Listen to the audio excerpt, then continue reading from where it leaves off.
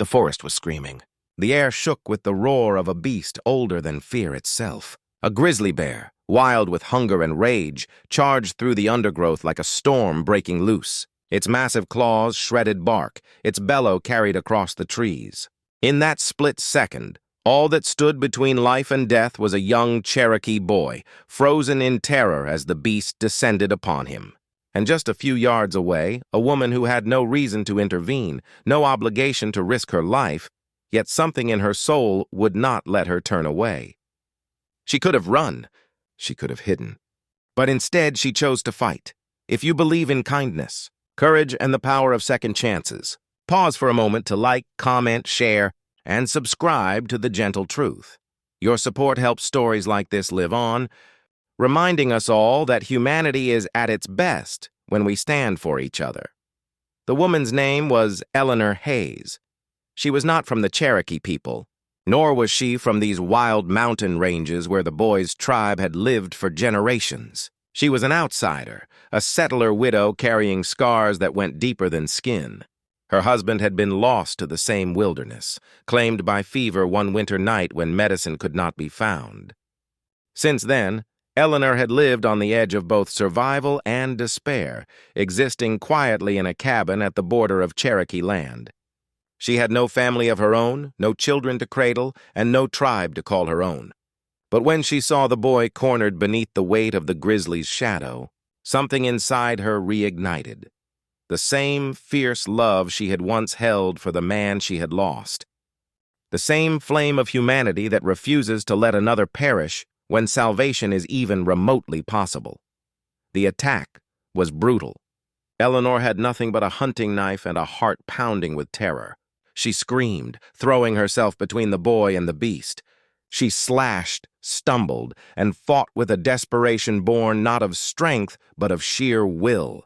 The bear roared, swiping at her with a paw that nearly split her chest open. Pain seared through her body, yet she kept fighting. Finally, with a stroke of both fortune and fury, her knife struck true. The grizzly staggered, turned, and with one final roar disappeared into the trees, defeated but not killed. Eleanor collapsed, blood trickling from her shoulder, but the boy, still trembling, wide-eyed, alive, was untouched. For 3 days, Eleanor lay in her cabin, drifting between fever and silence.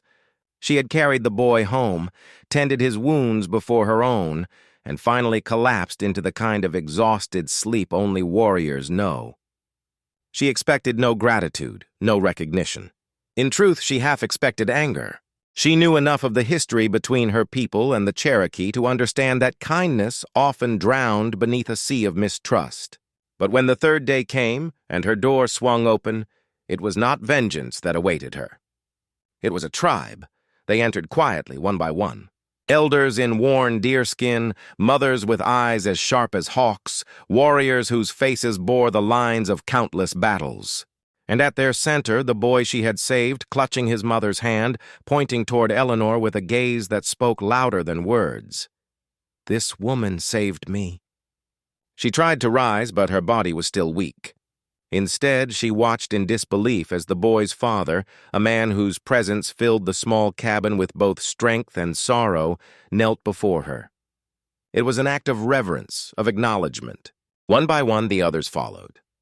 The entire Cherokee tribe bent their loyalty before the woman who had risked everything for one of their own. It was not a pledge made of words alone.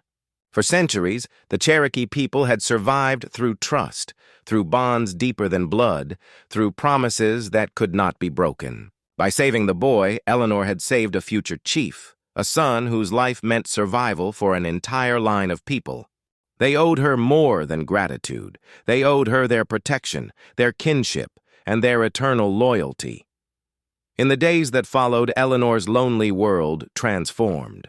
Women of the tribe brought her food, herbs, and medicines she had never known. Elders sat by her bedside, telling stories of ancestors, weaving her into the tapestry of their history. The children, once cautious, now laughed and played around her cabin as though she had always been one of them. For the first time since her husband's death, Eleanor felt warmth not from firewood alone, but from belonging. She was no longer the widow living on the edge of nothingness. She was family. Still, her heart wrestled with doubt. Could they truly accept her? Could she ever be more than an outsider who had once performed a brave deed? The answer came one evening, when the boy she had saved slipped into her cabin, carrying a small hand-carved figure of a bear.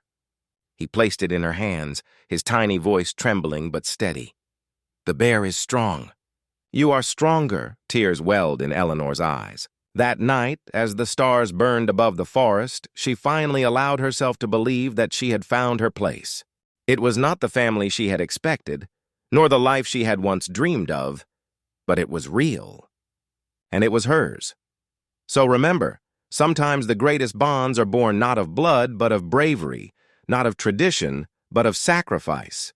Eleanor saved a child, but in truth, the child, and his people, saved her right back. If this story touched your heart, please like, share, and subscribe to The Gentle Truth. Your support keeps stories of love, courage, and second chances alive. And before you leave, please comment below. Would you risk everything for a stranger if it meant saving their life? Your voice matters, and I would love to hear your thoughts.